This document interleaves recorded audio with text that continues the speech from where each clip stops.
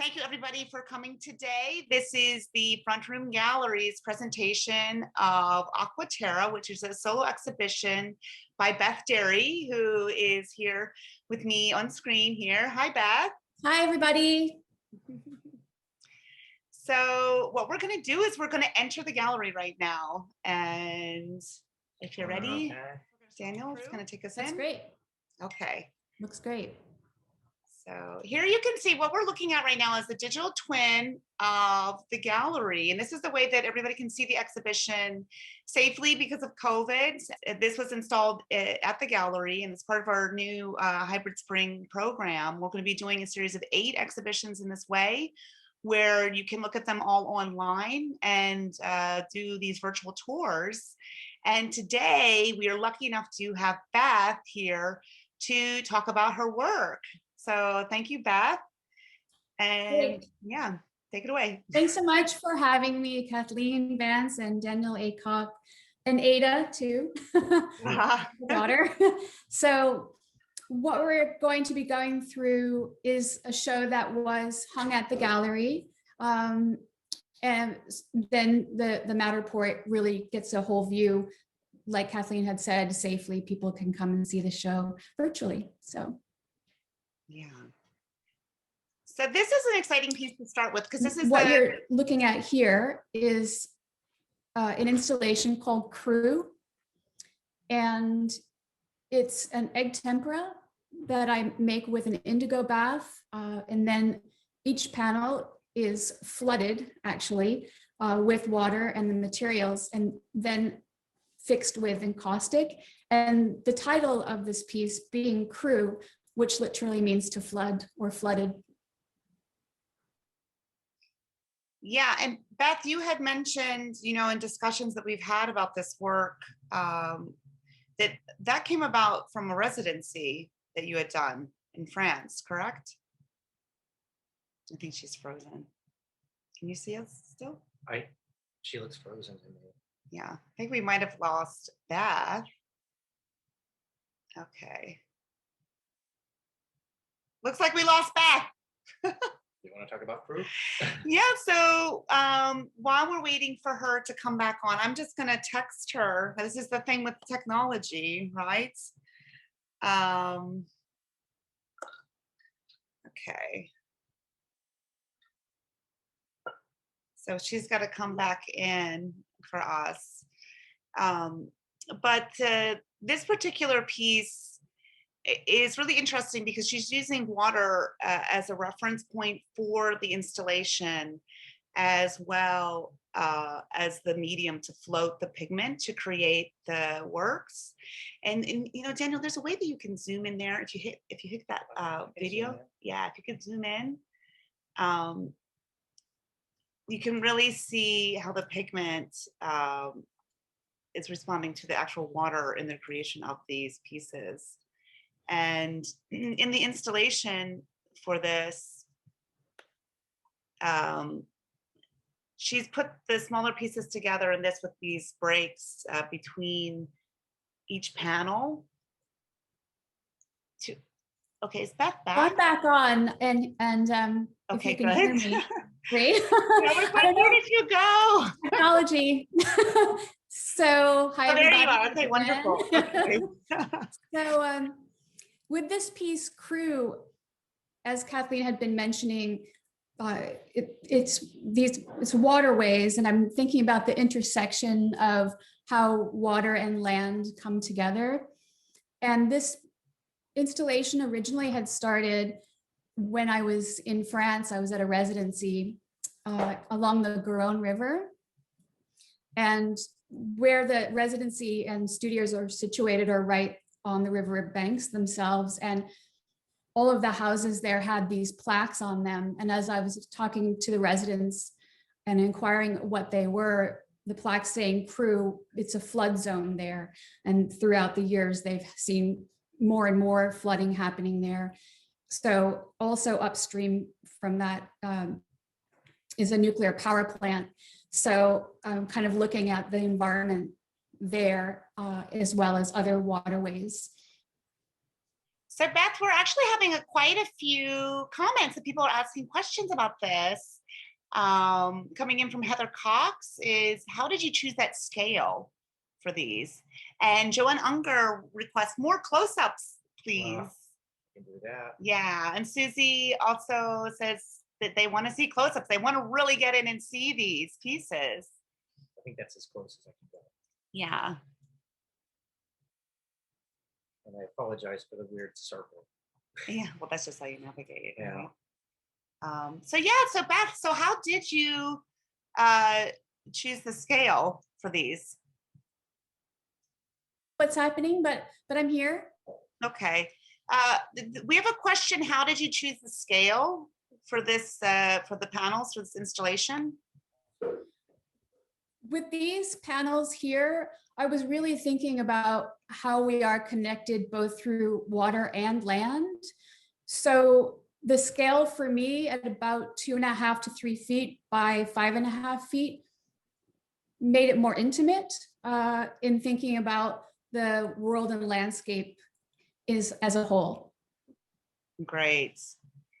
We have a question coming in from Deanna Lee, and she says, these are so gorgeous. Can you talk about how the egg tempera and indigo bath interacted? Sure, thanks, Deanna. So the egg tempera I make myself, which is the yolk that I'm then mixing with raw pigment and some water. So with these, I'm laying down strokes of water, and then I'm laying in the egg tempera and an indigo dye. And I'm just letting it have a force in itself as water does. And then also moving to the lower common denominator of being at the how it flows. So then I'm also thinking about how these are both separated and connected. So then with the egg tempera, once it is dried, as you can see, there's some flakes of actual raw pigment that I'll put in here as well. And then once they're dried, I then put them into a bath of encaustic so that it fixes it. And I'm also thinking about capturing a moment in time. Yeah. This video is kind of nice. You can really see that. I'm really trying to capture that moment or that energy that water just has innately as well, and letting it do what it does. So it's interacting with the panels between the water, the egg tempera, and then the raw pigment that I'm flecking the surface with. That's a nice shot there so that you can see that part too. Yeah.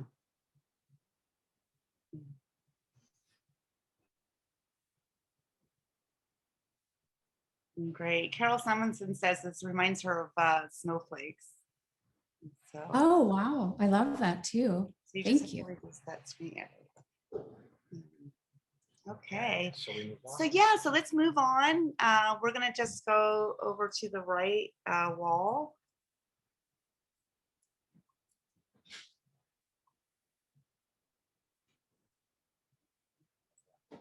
So these pieces they're called littoral drift. And I'm also thinking here about, again, how waterways are connected. So they are waterways and river maps. So here we're actually looking at a combination of Lower Manhattan and Brooklyn.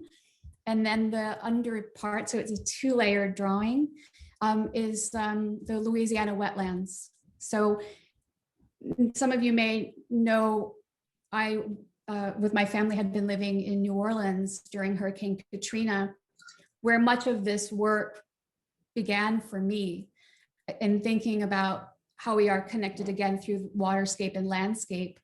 And these are also egg tempera. And as they are layered pieces, once the egg tempera is dried, I am running them again through a bath of encaustic and thinking about that transformation of time as well. And these are 24 by 20. And I think this piece here has about 3 layers, again, of Brooklyn, Manhattan, so the lower Hudson, and that's a great shot. There we go. Thank you. Yeah. And before we go on, we just need to pop back over to crew for just one moment. Yeah, because we have two more questions that came in regarding that installation, Beth. One from Andra saying, did you plan the configuration or did you put them all together as they were completed? So I'm lucky enough that I was there for the installation, and Beth was very particular about the placement of these pieces. So maybe you can speak a little bit about the decision-making process in that. Thank you, Andra. So when I was making these, I was looking at maps and waterways. So I had the panels laid out, and as it is a wet process, I am simultaneously thinking about how we are connected, say, through that random waterscape. But as I was making these, there was a plan of how these would come together. And then between the positive and negative space, at least when I was installing them in the gallery, to make sure that there are lines that connect and then there's disconnect as well. Yeah, great. And then we have one more question before we continue. And this is from Susie, which is, how much control do you have on the form and flow? It's, well, where I'm actually putting the water, and thank you, Susie, it's acting as a resist to a certain extent. So that's about just kind of working with the materials and getting to have a sense of how they will play together. So that's then when I lay in the pigment part, the egg tempera, that's when they start to intersect, and I can tilt the panels just ever so slightly to really capture that movement of water. Yeah. And then this one in particular that we're focused on, you know, sometimes they're just a great surprise to me what they do, especially once I take the raw pigment and I can just kind of flick it onto the panel, and then it disperses and becomes a whole nother universe. Yeah, you can really see that dispersion of the pigment on the surface. Great. So as much as there's planning, there's also surprise, which is, I think, a part of, you know, what we're experiencing daily. And water can be very unpredictable, you know, so they're definitely communicating that. For sure. And Linda Graves has a question. Did you choose indigo as your pigment because of its relationship to the South? As I just mentioned, I lived in Tennessee. I was in Memphis for years. I went to grad school there, and then living down in New Orleans. And then understanding where, at least from the United States, where indigo was originally brought, I believe it was in the Carolinas. So I do understand, you know, I'm really also interested in that, of being in Avilar, there's an area close by that was another original place for making indigo, which I did go to look for, to see these enormous cauldrons that they were making. And some of the indigo that I got was from Lectours. So. Wonderful. Yeah, that's really interesting. Yeah, great question, Linda. I am thinking about place as well. Yes. Yeah. Okay, so I think that I don't see any more questions, so we are going to continue then. We're going to kind of move over. We just saw those pieces. So if we move down to the trio there, these are really gorgeous, smaller scale pieces, but using, again, that layering process, right, Beth? Exactly. And also they're in the time frame similar to littoral drift, but what I was looking at was maybe something of more growth or potential. And the other part of littoral drift that I was thinking about was this idea of soft architecture. So thinking and planning about cities, what our, you know, areas look like in the future. And part of my research for that was with soft structure would be using a sponge-like material that will absorb water, so that we're living more symbiotically with water. And these are kind of coming in on a closer look and a cellular look. Yeah. And these are 11.5 by 11.5. pieces. And there's probably about 5 layers there. And each layer of the egg tempera on a gesso panel is then, each drawing is put down and then a layer of encaustic on top. So I'm looking for the depth in that piece. We have a question relating to the current show at the Whitney, and how you develop your idea and concept of mapping and overlays, and especially even dealing with the Katrina's effect, and how did you make this decision to do that? I've been thinking about how we really are connected through land and water, and I'm thinking about what our future looks like, what our past has been, and I see that as all layering in itself. So that's how those drawings came about, really thinking about the idea of how I can then present the idea that we are connected, and that we need to, and my thinking on that is be aware and take care. So yeah. And then with the layering process, there's a question coming in from Susan about whether or not you can predict the outcome, or is there a level of element of surprise in these? Thank you, Susan. There is. I can predict it just understanding how I make my material. So I'm making my own egg tempera, and I have a sense of what it will do on the paper, which are Japanese papers. And although they're somewhat transparent, you don't see completely through them. So once I've been making the drawings, and I will make hundreds of them, I'll start putting them together and see how they work with one another. And once they go into the bath again of the encaustic, that's where an absolute surprise happens for me. Things come forward, things recede. So there's some magical moment for me. And when you're working, right, and you're creating works, that's a gift. It's just like this wonderful gift to see how a material will bring the story. So yeah. We are going to now continue over. Yeah, we're going to actually go to the towards the door that way. Yeah. This Matterport is fantastic. Really great.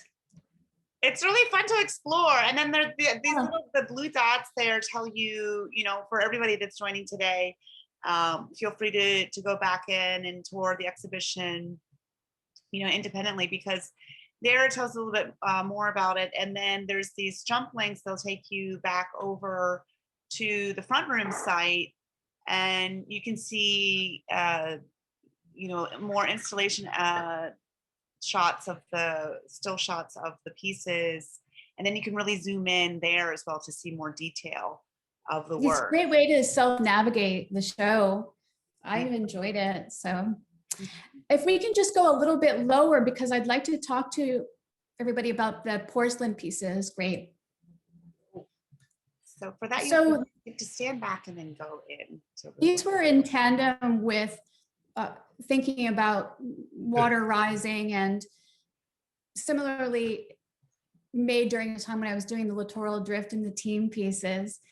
So these are hand-built porcelain sculptures, and in this case, they were built for this light socket, and thinking that they're growing. So, or potentially the growth that we have seen with, again, like the littoral drift, and also that littoral zone. As waters begin to rise, these crustaceans are one of the first responders that will live on that littoral zone area towards where land and water meet. And last year I had been in a group show at the gallery, and I had them on the ceilings and the pipes and the corners, so that they really were taking on the architecture of the space itself. Kate thought she could draw it. Yeah, this is me navigating now. Yeah. So in that, there I have a piece here I can show. I have some pieces to kind of do like a show and tell. So there's this piece here, which Wait one moment, Beth, because we're gonna turn off the screen share so we can get a closer look at you. okay. There, yeah. So this is another hand-built porcelain piece, and I left these pieces specifically in a certain bisque firing with the idea that they would remain porous. And so then I wanted to test to see if they really would create the look of more of a natural setting. So I had put them in a bath of steel and tea, and they absorbed their environment, which is really what I was looking for in these pieces. So also at the gallery, we had some of the pure white porcelain pieces, and in some locations which were higher up, and then we had these lower with the idea that they had received water. So Yeah, can you put that a little closer to the camera so we can see really up close? Yeah, they really, I mean, the way that you've sculpted these, they really look like actual barnacles. and then they're hung on the wall with a nail. And so there you go. Yeah. We have a comment from Manju that says, it seems like round shapes, circles, and orbs are a theme throughout your work. Can you share what that shape means to you in terms of water? This is a great question. And Sarah says, love the barnacles so much. Yeah, so that question is great for us to go back into the exhibition and take a look at that. One of the first pieces of the sculptural works, the blown glass pieces, is here on this pedestal. And yeah. So I think getting to Manju's question about the circles, I am always thinking about the circles and cycles, and also of just a continuous line. So that's a part of both the glass orbs that you're seeing in the sculptures here, down to the cellular level of team, and then the actual usage of the wire itself, creating a drawing over the glass pieces themselves as well. So again, taking on that circular shape and moving around the sculptures. So that brings us to the photograms above too. Let's take a look at that. Great. So these pieces were made with fellow artist Arden McDonald, and she had come to do a studio visit with me. When she was visiting, she was showing me just with our iPhones what these could look like, what the sculptures, the glass sculptures could look like if we printed them. So off we went. It was just fantastic to go and work with Anne in a darkroom situation where I brought the glass sculptures and made these photograms. Yeah, so for people here that are not aware what a photogram is, it's a cameraless photography method. And Beth, maybe you can explain a little bit more about that process, because it's using light and exposing objects to a photosensitive paper to achieve that. But there's a lot of more like intricacies into how you did this. So working in the dark room, we were placing the glass sculptures onto photosensitive paper. And then two different ways. One was a projection of light with just a flashlight for a second, which is what you're seeing here. So the light is really passing through the sculptures. The darker areas are where you're seeing the most light. And you're seeing the refraction and of both the sculptures and then the light reacting onto the photosensitive paper. And then it's a process of going through the developer, the fixer, and a stop bath. And again, we're working in the dark with just a little red light. And when at the end, when all the paper is put away, we turn the lights on, and then I can see what has been captured again, that moment in time. Yeah, So, that's probably a really mhm. exciting, point, right? Yes, What it is. what is Mhm. uh, And exposed? that the sculptures are making these images. Mhm. The other part of making these, as we move through to see some of the other photograms, is that originally these glass sculptures were in Battery Park City as a public art installation where they were floating in and amongst the flora and fauna. So the origin of those sculptures were placed in water. And one of the imageries that I love about these is that you can see that atmosphere again, placing the glass onto the photosensitive paper, and then that light reflecting and refracting gives again that watery landscape. Mhm. Yeah, we have a lot of really nice comments coming in, Beth, from Patricia, Miranda. What a gorgeous show, Ellen, Fagan. These photograms are really fun. I think your masterful handling of all those media. Congratulations, Beth. Thank you all so much. Yeah. And Janie So, Crimmins says, seeing all the work shown together is enlightening. And then we have a question from Shira Torin, which is an important one. She wants to know if the photograms are one of a kind. thanks, Shira. They are one of a kind, so they're unique photograms, and they, because of this process of making the photograms, they really, there is a way that you could do a negative and positive, but these are unique. There's not a series or an edition of them. And from Andra, she would like to know if Oh, you and so these are 20 by 24, just to give a sense of scale. exactly, yeah, you can kind of tell that from the walkthrough, but it's good to have the measurements. People really know that these are not, they're a very nice size to be working with. And anybody that does darkroom work does know that the larger the paper, the more challenging it is to work with the chemistry and everything for that. And just as far as the exposure and the work that you did do in the dark room, we have a question from Andra, which she wanted to know, do you change the placement of the orbs during the process? Yes. So once I have a sense of, for example, you can see the openings where the circles, it almost looks like a mouth. That's actually where the pipe is, where the air comes through into the glass itself. So it has this natural breath. And I am thinking about, how are they having a conversation? Are they coming together? Are they moving apart? So it has that celestial quality to it as well.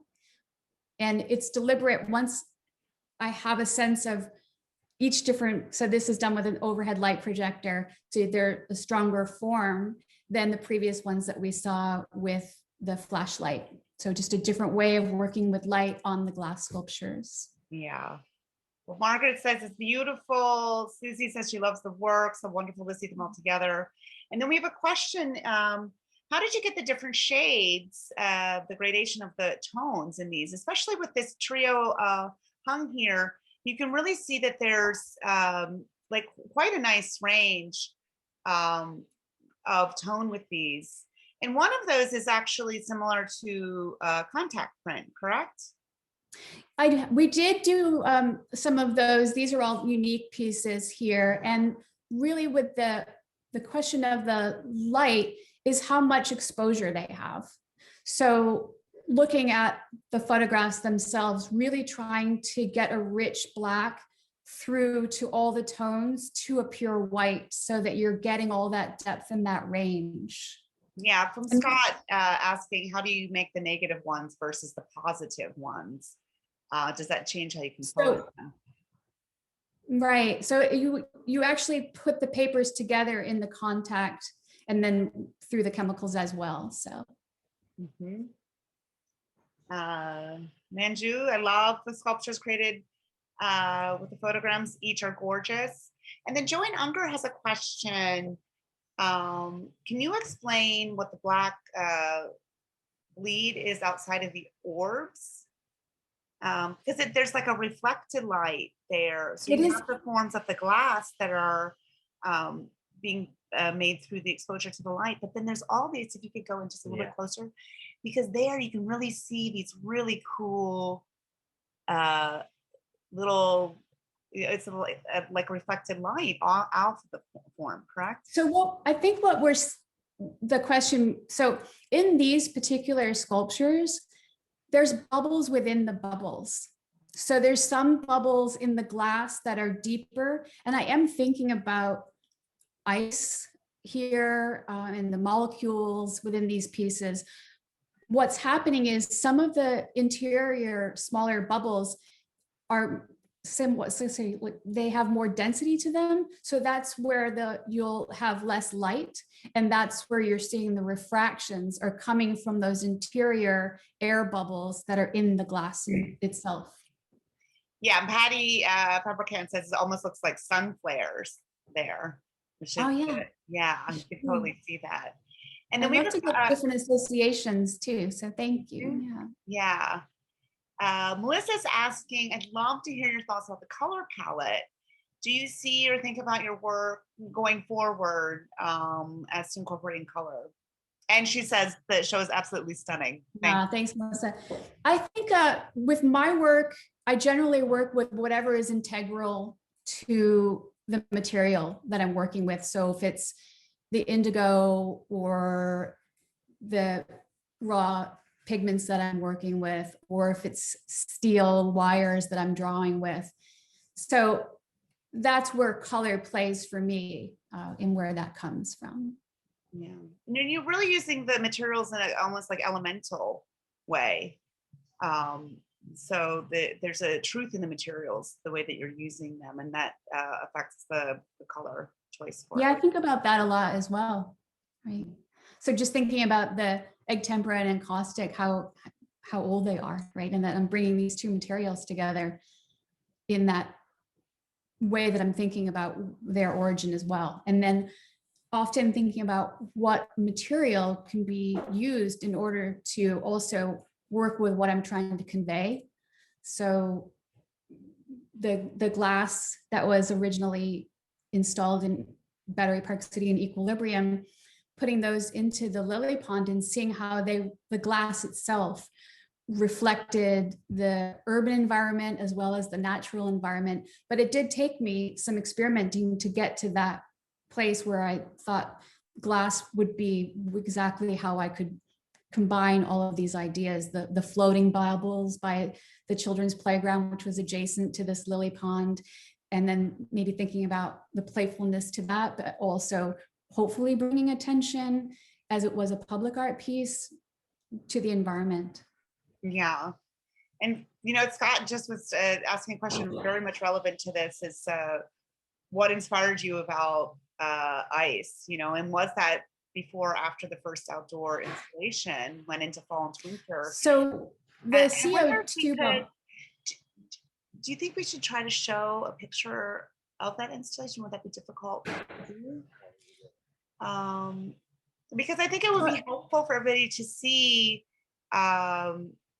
the installation that you did at Battery Park, because that was really where a lot of this artwork is coming from. And it's interesting, Scott's question, that a lot of these pieces, because they were installed outdoor in the water, that the seasonal change from and they were floating in the water. And then it went from like fall into winter, and there was like ice on the surface of the water during that. Exactly. So I had been thinking about the CO2 molecules and captured in ice and how we're measuring what's happening with the environment.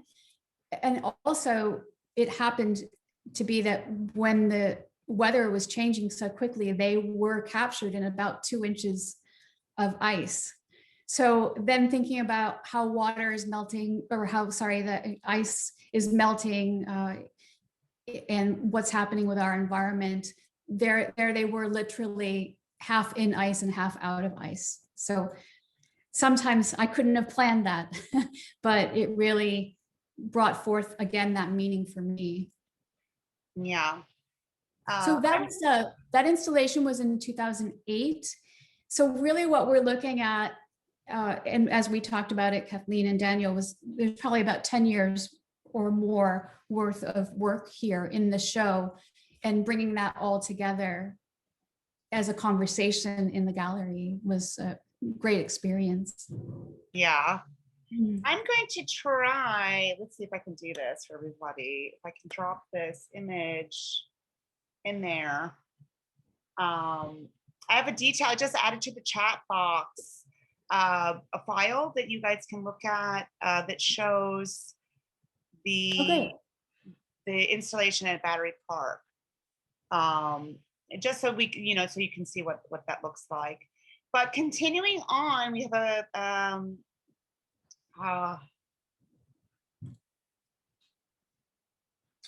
okay, so coming in, there's another question that says, do you use the photograms only with the glass orbs, or did you try it with a wire? And yes, yes, you have a wonderful question from Vivian. So if that will lead us to the next view of photograms here, which is a diptych. And now do these have wire in them, Beth? No, these are the clear glass pieces, sculptures, and some of them have this frosted, which is my using a sandblast technique on them. So again, yeah. Some of them are more opaque, letting light pass through than others. This one to me, it has more of an X-ray quality to them. And the body of the sculpture really, I think, comes forward on this particular, and these are done with the projection of light.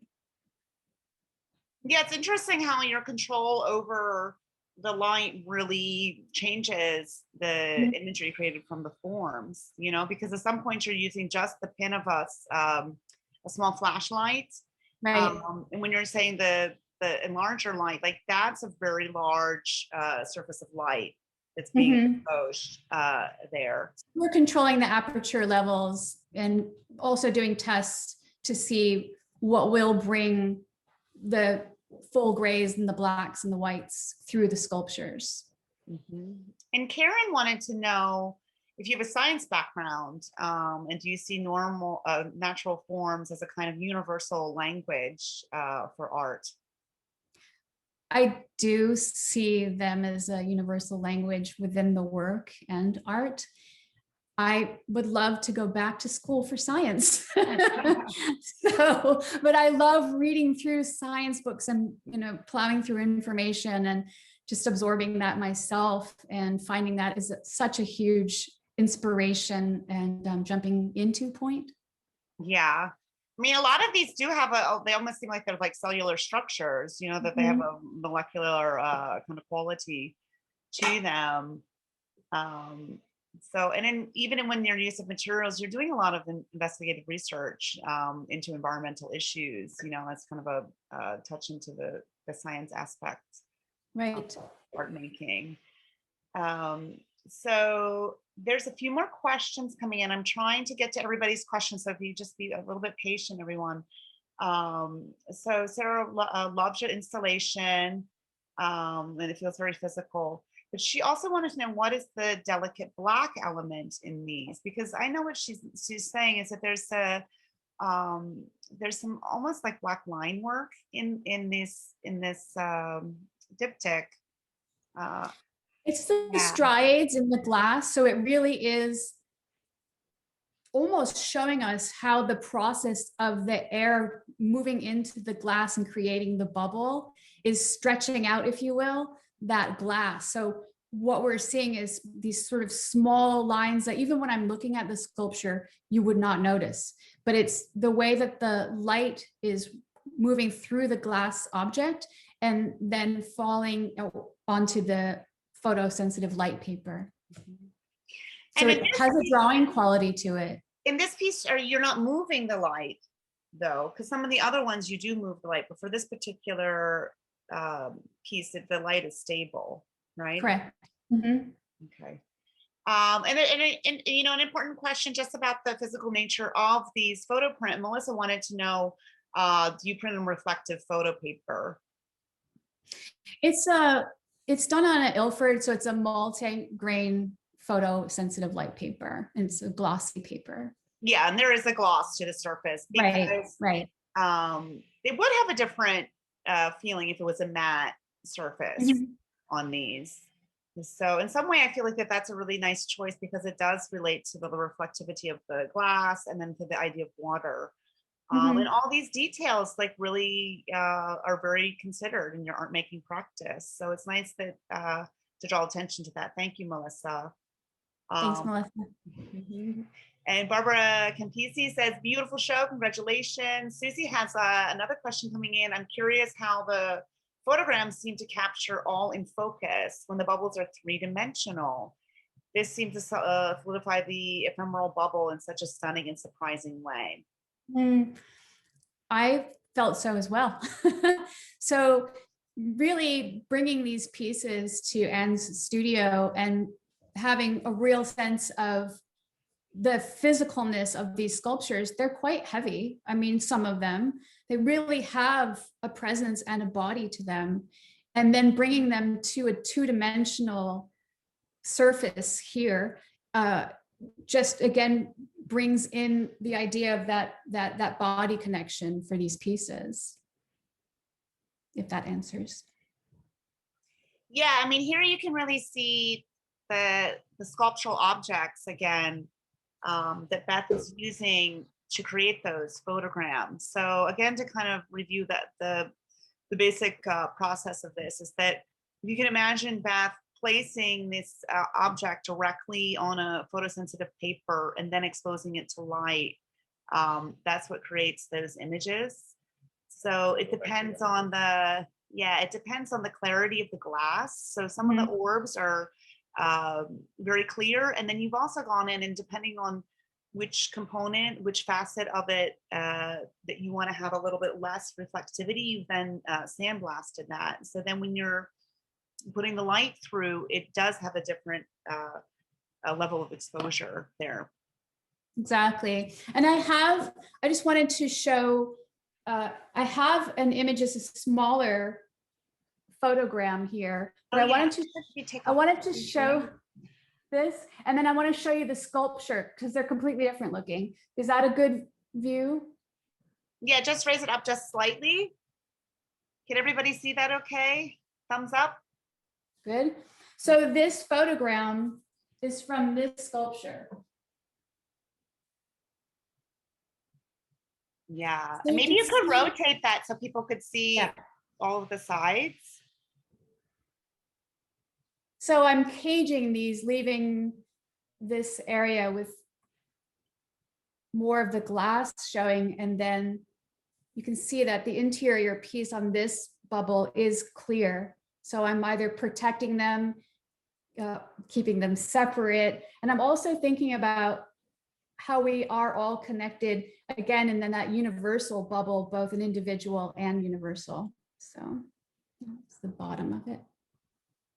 I'm hoping that you're getting a good view of it. Oh yeah, I'm that's also great. thinking of these as drawings too, but these two together were just so surprising to me to see what the light does with the sculptures. I hope that this gives you a better sense. Yeah. Well, Patty Fabricant says that one looks like a moon jellyfish. So, Love that. Yeah. Yes. So now you can really see a physicalness to these. And this is a small one. They're quite a bit larger in size as I move through the scale and for the installation in Battery Park so that they really read as sculpture. So that's great that you have those there to show everybody. And Deanna says she loves the collaboration with you and Anne. The sculptures and the photographic matrix, such strong work. The whole show is a beautiful testament to Beth's continuity of vision. Congratulations, Beth. Oh, thanks, Deanna. Yeah. And Sarah says, amazing to see them all together. And for Mary Julie Parker, I'm amazed how your ideas flow through so many very different mediums appropriately the way water does. So that's a very poetic kind of statement from Mary. And it's true, you know, that is really, again, I keep on thinking about the elemental quality of the materials that you're selecting to work with, but also you're dealing with the very elemental concepts as far as the language of water and what that means, and using very basic forms and shapes in that way. Well, I think also just on a personal level, having lived in New Orleans during Hurricane Katrina, and then subsequently when we moved to New York, we were living in Dumbo area. So during Sandy. So again, just seeing this true force of water and nature. And then I was born on Cape Cod and grew up there, and always from such a young age, seeing the real power, living through the hurricanes and the nor'easters there, right on that water's edge. So it's left a real impression on me. And that's a part of my investigation when I'm looking at what we're working with now, what's happening with the environment, and really remaining just positive and putting that message out there. Yeah, the strength of water itself, the power of water, Essential. You know, a positive or a destructive force. Yep. We have a question coming in from Heather Cox that wants to know, do you see yourself working more with photograms? I would love to do that. And I'm also thinking about a series of cyanotypes. So bringing in maybe some handmade papers and experimenting with the glass and light in that way. So working potentially outside as well. Mm-hmm. And that brings back in the blue. I mean, you do have a very limited palette with what you're working with, but it is, again, because of the elemental quality of the materials from the indigo. And then for people that are unfamiliar with the cyanotype, that is also a blue light exposure photographic process. So that would be really interesting to see what becomes of that. So we have a few more pieces to look at the exhibition. So we're just going to take us back in to the show. And sometimes a little bit of lag going back and forth with the technology. So just hang on one moment. There we are. That beautiful diptych we just took a look at. And now we have a wonderful selection of the sculptural pieces paired with the installation of the photograms. And these are the first that we've looked at in the exhibition that have the photograms with the wire elements in them. So maybe we could get a little bit closer to the photograms. And then the sculptures that you're seeing here were the sculptures that I had been using for these particular photograms. And I really wanted to see, as we had done just the glass sculptures, once I had these with the wires on them, these sort of wire drawings, I wanted to see what it would look like on the photograms themselves. And I do think that in that way, they translate the sense of line. And here we go. Yes. So in this one, you can see, if you could just move to there. I'm going to put this in that one. So this is interesting. I think this is really good to kind of like illustrate the process again, and the level of control that Beth is able to achieve in creating these compositions. There's the singular wire only element there on the right hand side of this composition, and then we can look down to the tabletop, the sculptural. It's there.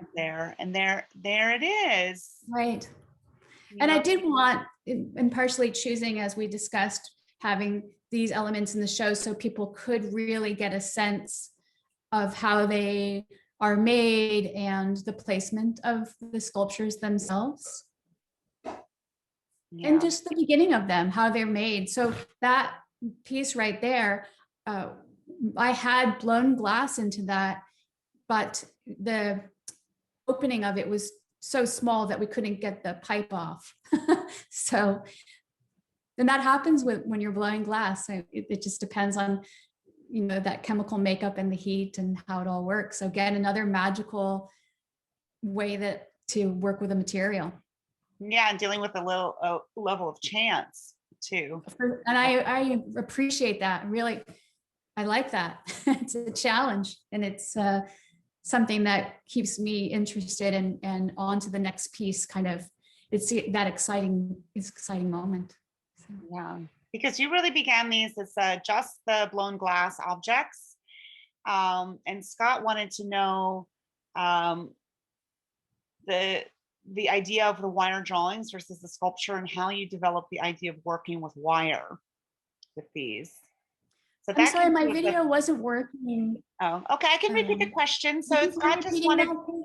Scott just wanted you to talk a little bit about what was the inspiration as to working with wire, because there is some interesting, like, contemporary, social politics that brought that about, as well as like more universal relationships. So yeah, elemental. So I am, and thanks. I am thinking about the individual bubble that we all are in, or more broadly the community, and then, but these specific pieces, I just had a real visceral reaction, as I know that everyone, it's that with the children on the southern borders here being caged and being taken from their families.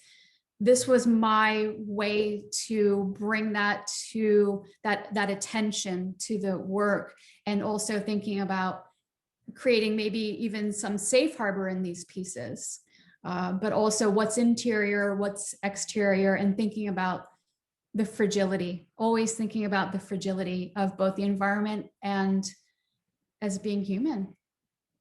Yes. Yeah.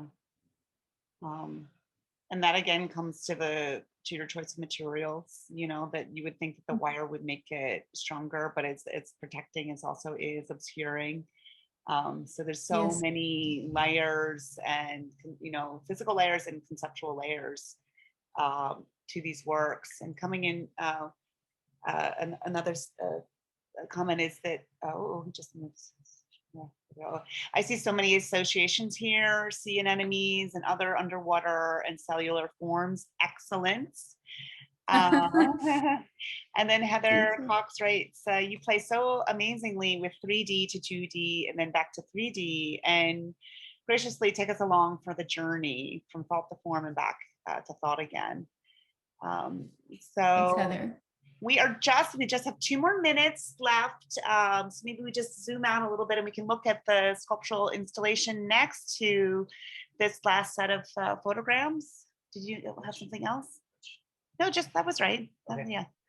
And then one other component to this, so Kathleen had done an interview or just a talk with Ann Arden McDonald and myself, talking about the photograms and the way we work together and in collaboration for those as well. So that'll be a nice component on the website as well for anybody that wants to get a little bit more of a read on that work.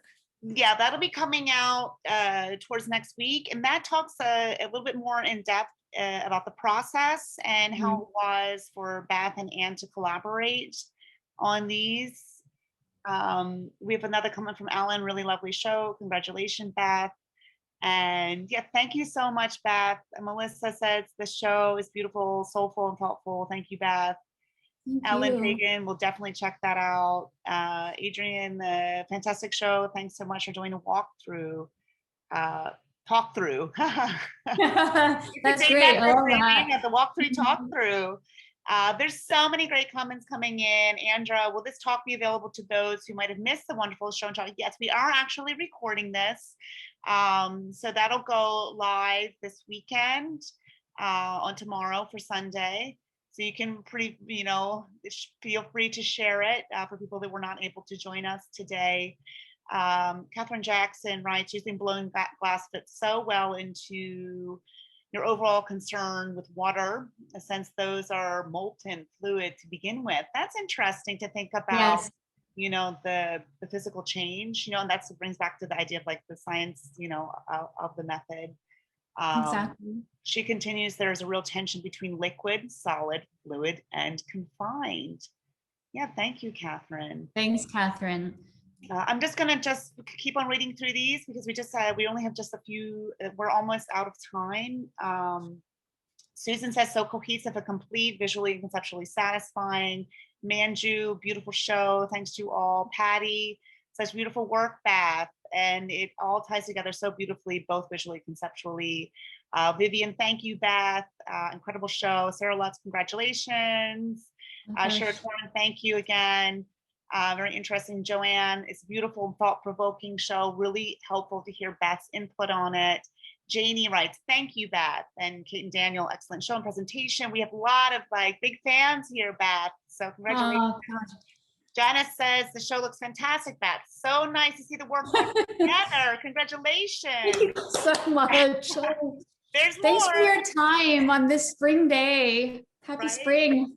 Yeah, Susie writes, amazing gathering of your work, Beth. Thank you for the inspiring walk through and talk. Linda Gangion, congratulations, looks amazing. Deanna Lee, thank you, Beth, Kate, Daniel, fantastic.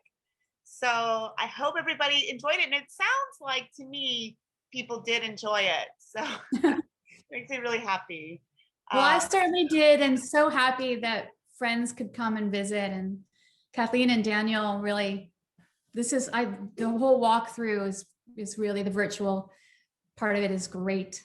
Yeah. So happy to be a part of it and to have been able to show at the physical space and now online. And virtual as well. Right. There's a couple more. You wowed me for 25 years and continue to do so. Amazing artist from Andra.